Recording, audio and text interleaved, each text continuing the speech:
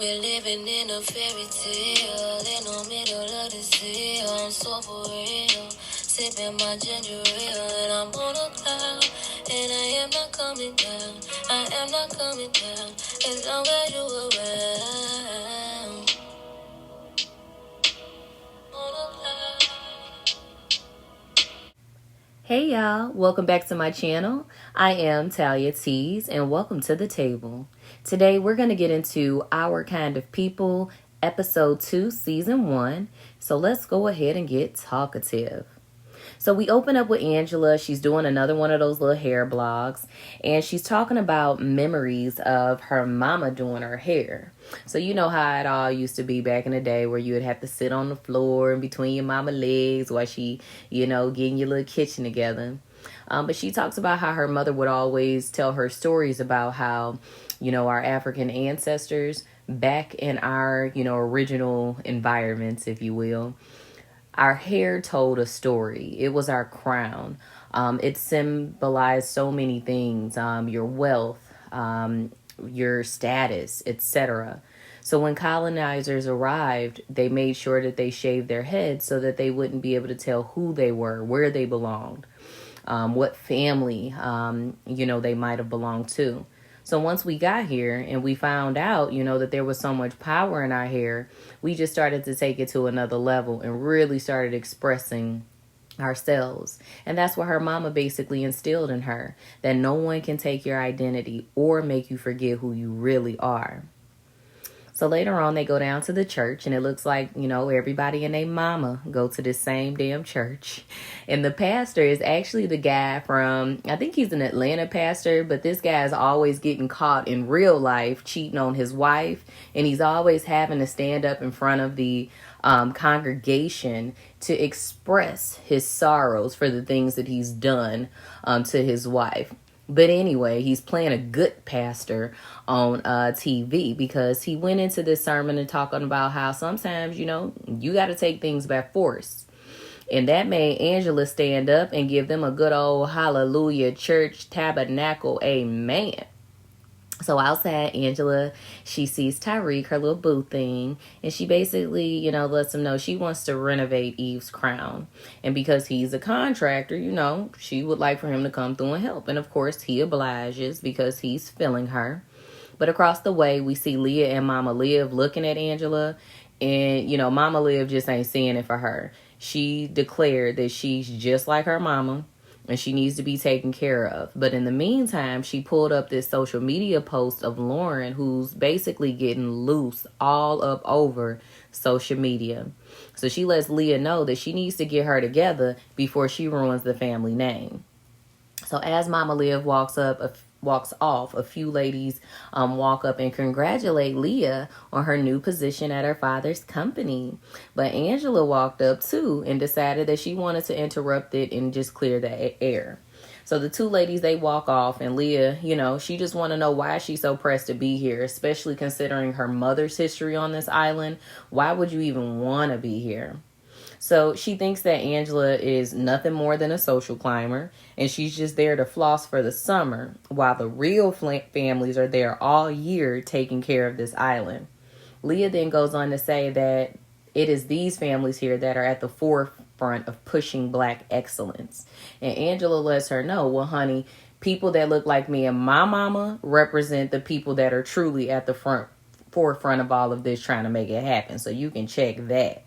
Okay, so Leah and Raymond, they're back at the house getting undressed, and Leah says that she actually pushed her father out of the position, and he didn't exactly step down.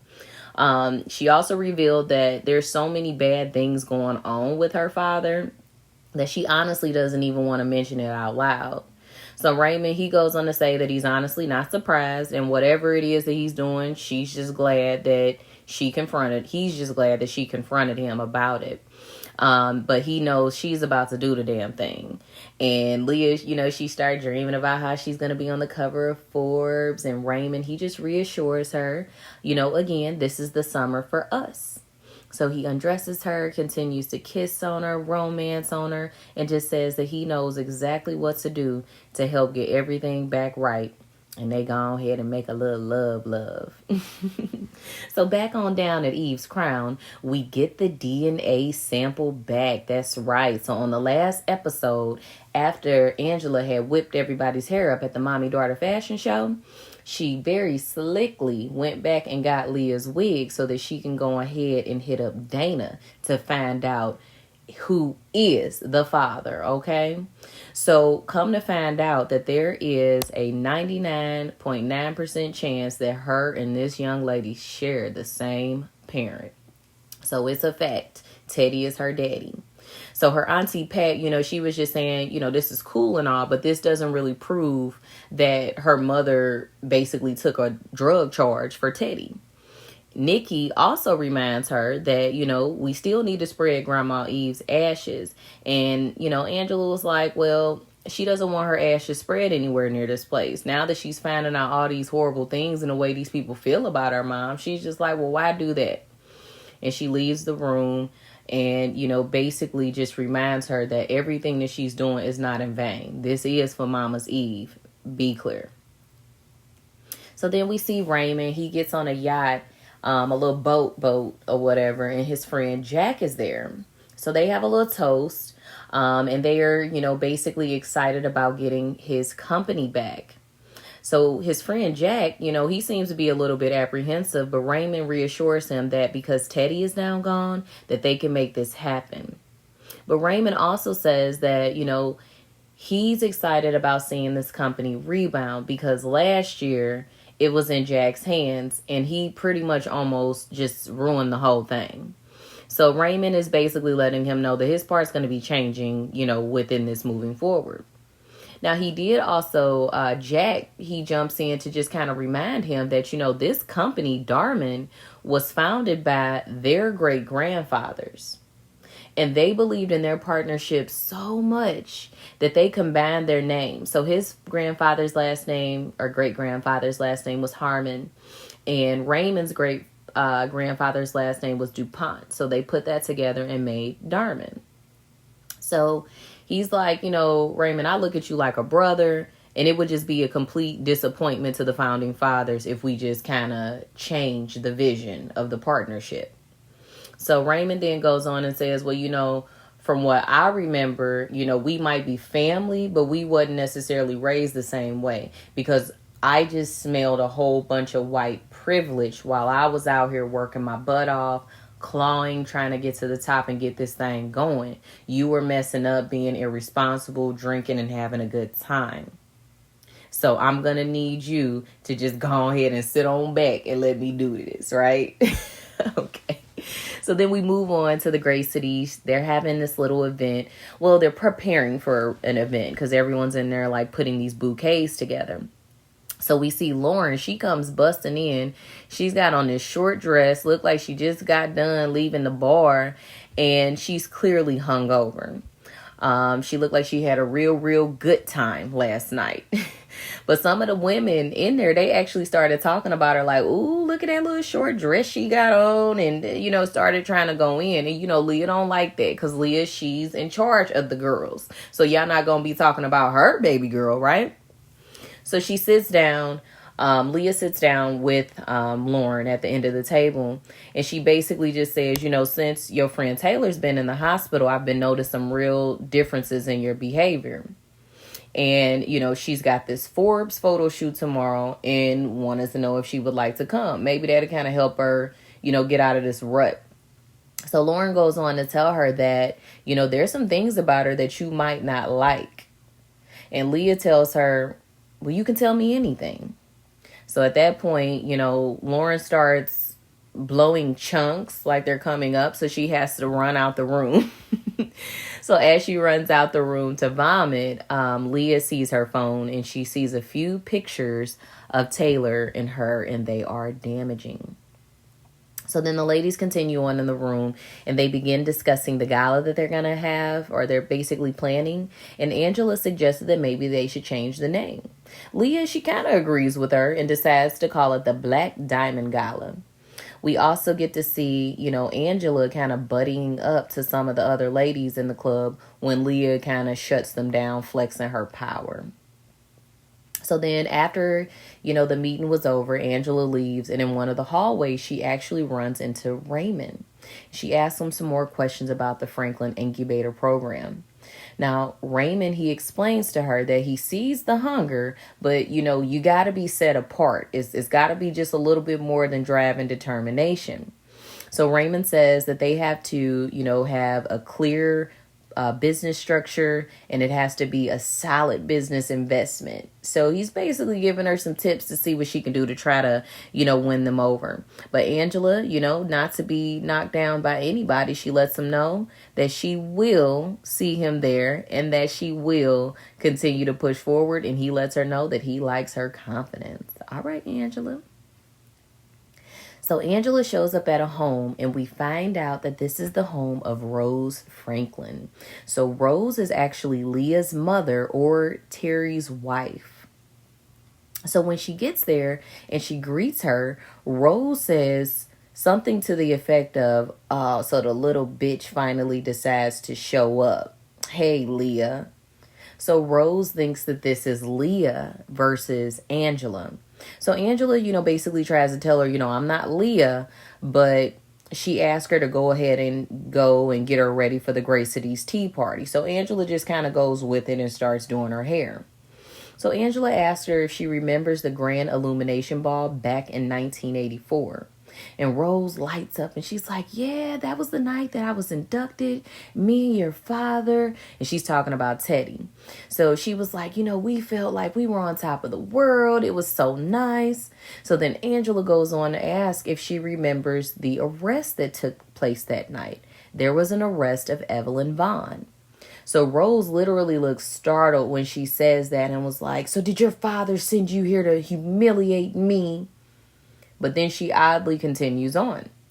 So she lets Angela knows that she was actually her friend, and she worked for them for 2 summers.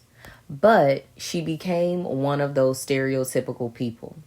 And she warned Teddy about her. She told him, if you lay down with you lay down with dogs, you're going to get fleas. But unfortunately, he didn't listen, and he ended up creating a bastard child with him. So she felt like Evelyn just honestly was not fit to be a mother, no more than she was fit to clean the bottom of her shoes. So obviously Angela is not taking this too well, because this is her mother that she's talking about. And she tries to jump in and say, "Well, you don't know her." And she retorts and says, "No, I do know her. I know her well enough to know that she will sell her baby for $50,000. And she reveals that a woman named Deborah Washington bought her from the hospital that night. She says that she was nothing more than a money-hungry, drug-dealing kind of person. And to that, Angela leaves. Whew. So back at Eve's Crown, Tyreek shows up. He lets her know that the structure's good outside, but wants her to have dinner with him tonight. Angela was like, "Well, I'm actually going to another party tonight," and asked if he would like to come. But he kind of continues on like he doesn't hear her and just keeps talking about the renovation plans and shows her this wall. They kind of start knocking it down. And behind this wall, she sees all of these cool trinkets and different keepsakes that her mother left. So she kind of starts going through them, and you can just see she's just going all the way back down memory lane. So over at the Forbes photo shoot with Leah, she takes Lauren, and they basically talk about how this is what she always wanted, and that this is just really just a dope situation that she finally made it. And then steps in her father, Teddy. So, the last little conversations that they've had haven't been pleasant, so it's kind of funny to see him here. But anyway, his granddaughter, Lauren, doesn't know what's going on, so she obviously runs and embraces him, while Leah looks on with disdain. So Leah, comes up. She asks if she can get some time with her dad or whatever, and Lauren walks off. And Teddy says that, he's not there to start trouble. He just remembers, she was a little girl. I used to have you over my knee, and now you this grown woman about to cover Forbes, and this is literally what I have dreamed for you. So look at you, girl. You better go. But then Teddy let her know that, power is basically the reason why he wanted this for her. And it was his father that told him that it was wrong to want power like the white man has power, because it is not okay to dabble in that gray area to ensure that you get power. So Leah goes on to say, well, the gray area, oh, so you talking about like that gray area when you was cheating on my mama? Or how about when I was 8 and I had to tag along with you on a business venture and we visited a small apartment building in Boston? I remember a young girl that was out in the rain about 2 years younger than me, handshaking as we drove off. So her father, he says, well, you know what? I want you to enjoy this Forbes treatment because you never forget it after your first one. And he leaves. So he's like, baby, I ain't giving you nothing. All right. So then Laura and Leah, they show up to Eve's Crown. Yes, the shop. And started asking Angela all these questions. Since she said, you know, you want to be asking my husband all these questions, let me ask you a few. And somehow they end up on Taylor. So Angela lets them know that, you know, Nikki has been visiting Taylor almost every day since the accident occurred. And Lauren hops up because, you know, that's her boo thing. And she's like, wait a minute, she been going to see her every day?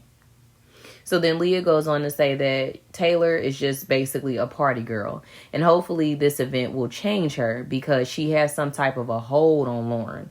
And she also tells Lauren that she saw them pictures of her and Taylor. So Lauren goes on to tell her that she loves Taylor. And that, you know, Leah said that she would love her no matter what. So here we are. Leah told her that she does love her, but she just can't support this because of the environment that they're in. And Leah walks out. So Angela tries to have a little, you know, mom to mom moment with her and just basically lets her know that your reaction to this is going to be far more important than any reaction that society will have. So you really need to kind of tighten it up. So after they leave, Angela gets a call back from the Boston General, and they basically confirm that she was given away at the hospital, and she tells her Aunt Pat. So Pat says that, you know, it was only supposed to be for 6 months. So Angela gets upset because she's like, well, damn, if you knew that, what other stuff did you know about this situation when you know I'm trying to figure this out? Her auntie tried to calm her down, but, you know, she just really wasn't trying to hear it. Angela then starts to demand, you know, well, what did she do with the $50,000? What did she do? And she leaves out and goes for a walk to kind of blow off some steam. But when she comes back, she tells Pat that she actually feels foolish now because she was mad at Teddy because he left her, but shit, her mama left her too. So Pat went on to explain that, you know, her mama was just going through so many things at the time. She couldn't get in touch with the daddy. She couldn't find anywhere to go. It was just a mess. So this rich woman came in and wanted kids and wanted to help her. And she felt this was the best decision, although she never actually signed the papers legally handing you over. And she came back for you as well, but Pat said she fucked up all the money. Yes, Pat had got into some trouble and unfortunately spent up all the $50,000 that her mother had got. So basically, Eve had to spend a large portion of her life working for that woman to pay that debt off and get her kid back. But Pat told her she's more concerned with getting in with Franklin than she is with finishing her mother's last wishes. And she's losing sight of what it is that she needs to do here, which is a good point. So then we see Angela and Tyreek. They arrive at the Black Diamond Ball. Angela brings in this cute little lady named Bertie Nickerson. She's a small business owner from Boston. And she's one of the honorees tonight. But we ended up finding out that how all this came together was because Angela ended up getting a credit on that Forbes shoot for the Styled By because some of her products were used. So that was smooth as glass. You better do that, Angela. So as they enter the party, Angela finds Raymond again. So she continues to try to sell him on why she feels she needs to be in the program. And he finally just says, look, I'm going to have my office call you tomorrow. And we're going to have an interview. So I guess hard work does pay off. Meanwhile, we see Nikki and Pat. They arrive as everybody's getting their groove on the dance floor, and Quincy approaches Nikki. So Pat, you know, she's our comedic relief. She's like, well, you know, kissing cousins is very ungodly, and walks off. So Nikki very clumsily tries to tell, Quincy that she thinks he's cool, but you just more like a friend because, she know in the back of the mind, like, that's my cousin. So Lauren interrupts her and asked her if she told her mother about her and Taylor. And Nikki was like, no, I didn't say a word. But Lauren continues and says that she doesn't even belong there. And she's trying, unless she's trying to serve drinks like her grandmother, that's the only real place. So Quincy tried to stop her, but Nikki, was like, look, I don't need no protection. I belong here just as much as any of you all do. And I also have the receipts to prove why I belong here. Her mama ain't just some broke person from Boston. So Angela pulls up and walks her away and is like, girl, what are you doing? Like, it ain't time to spill the tea yet. So Nikki, because she just loves getting her mama together. But Nikki tells her that, the same stories that your mama used to tell you, she used to tell me when she was doing my hair. And she told me about how they used to shave our heads to make us forget who we were. And now you're trying to get me to forget who Mama Eve is. And she walks off.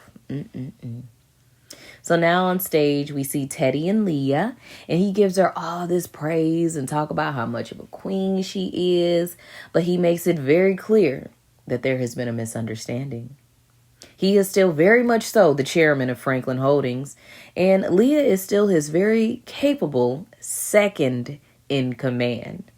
We then see them reveal the Forbes cover, and guess who it is? It's Leah and Teddy on the cover. So they go off backstage, and Teddy tells Leah that she should have looked a little bit closer at those papers that she thinks that she has on him, because the shell companies that he was using to do his dirt could prove particularly destructive for her husband. So if you take me down, your husband's company is going down too. I told you, I am just much better at this than you are. Something else. So meanwhile, while all of that played out on stage, we see Angela in the crowd literally just in tears because she knows that that's her family being honored on that stage. And as we see Teddy leaving, Angela flashes back to that night that Teddy showed up at her home when she was a little girl. And, as he stood there in present day, she could see that his silhouette was literally identical to the silhouette that she saw that evening. Tyreek sees her and asks if she's okay. And she tells him to leave her alone and runs out to the beach to throw up and just leaves him standing there. Nikki eventually joins her, though. But back in the party, we see Raymond and Leah arguing because she told Raymond he would get full control back of his company. And, because the daddy just pulled this slick one, that's not going to happen no more. And Leah says that it was unfortunately a rash decision because she didn't even have enough time to talk to the board first. Raymond goes on to say that all this is about control, and it starts with her when it comes to her father. He wants to control everything. And then he goes on to remind her that, baby, you are not his queen, even though he said that on that stage. You are his princess. And you're living in a fairy tale if you think that you're going to be able to fix this and you need to wake up. So as Raymond walks away, we see his business partner, Jack. So he's been kind of watching the whole thing, and he reassures Leah that, he didn't mean what he was saying. And, he very much so knows what he has, and he loves and cares for her, and actually goes in to try to kiss her. So once their lips lock, Lauren walks in, and obviously she's like, oh my God, no. Like, Leah, wait. So Leah runs out, and Lauren runs out, and Leah chases after her, and they run into Raymond, her dad. So Raymond sees how visibly shaken Lauren is, and he's like, what's going on? What's wrong? Leah joins them, is like, we just need to talk about this at home. Let's not talk about this right now. And the police walk up. So they say they need to talk to Lauren because Taylor has woken up, and she says that Lauren was the one that pushed her over. So Lauren looks at Nikki and says, you saw it. Tell him I didn't do it. And Nikki was like, well, no, I wasn't there. I didn't see that. And Leah starts charging towards her. But of course, Angela ain't having that because you're not about to be walking up on my baby. and they begin arresting Lauren for the attempted murder of Taylor Woods and take her away. So then Angela shows up at Tyreek's house and she apologizes for leaving him at the ball. She didn't want to go into real, great details, but just let him know that a lot of stuff happened. Tyreek, he wasn't really receptive of that and felt like maybe she could have said a little bit more. But he said that it was just such a frustrating experience for him because he's sitting there trying to figure out what's the situation between you and Teddy Franklin. You're running out chasing behind him. Are you in business with him? Are you involved with him? What's going on? So then she went on to say that, she just thought it was cool to see him honoring his daughter like that. And she just found out who her daddy was, and it's just been a mind trip. So she's just basically questioning everything now. But meanwhile, Leah's walking around on Easy Street. So Tariq says that the Franklins actually aren't bad people, and that his daddy actually worked and died for them. He was the head of security, and he caught a bullet for Teddy. So Tyreek was a very young man, and his daddy was his world, but Teddy made sure he was straight. So on the last episode, he told us about how this man put him through boarding school and Ivy League school and just really took care of him, and we find out that it's Teddy's old trifling ass.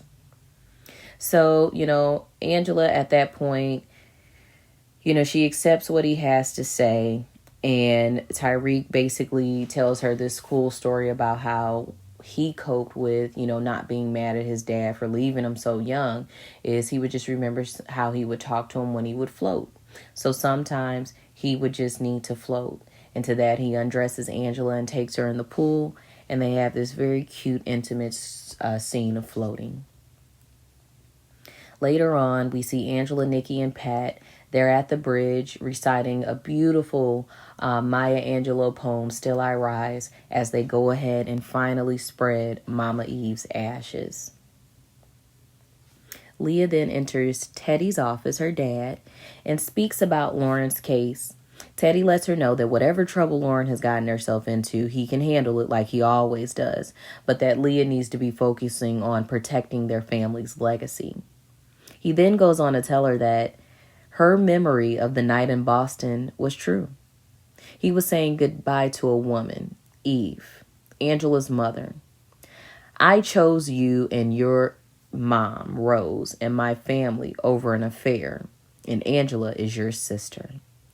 So Leah's pissed because she's like, damn, now you done made me look like a fool again. And Teddy tells her to get all of that out of her system. Go ahead and have your little temper tantrum.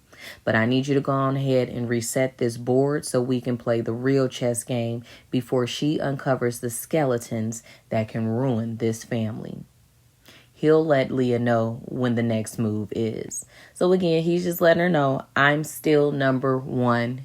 Thank you. So it all ends with Pat in the kitchen. She's at the sink and she's burning a picture. It looks like a young version of herself and some man. I can't really make out who it is. But Teddy just walks on in, didn't knock, didn't ring a doorbell, nothing. So Pat turns around and she sees him and she goes for the gun and puts it on him. So Teddy looks at her and is like, oh, now that's no way to talk to an old friend. And then it ends. So talk to me down in the comments, y'all. What do y'all think about this? I guess I didn't expect for all of the ish to hit the fan so quick. I thought that they would have maybe played with it a little bit longer before they just outright revealed that this woman is their family. So what you think? Where do you think they're going to go with this? I got to be honest. I'm more interested in the storyline with Lauren and Taylor. I want to see if she's going to really have to pay for what she did. But anywho, make sure y'all like, comment, subscribe, hit that notification bell so that you know when Talia is dropping that tea. Thank you so much for listening and have a wonderful evening. Good night.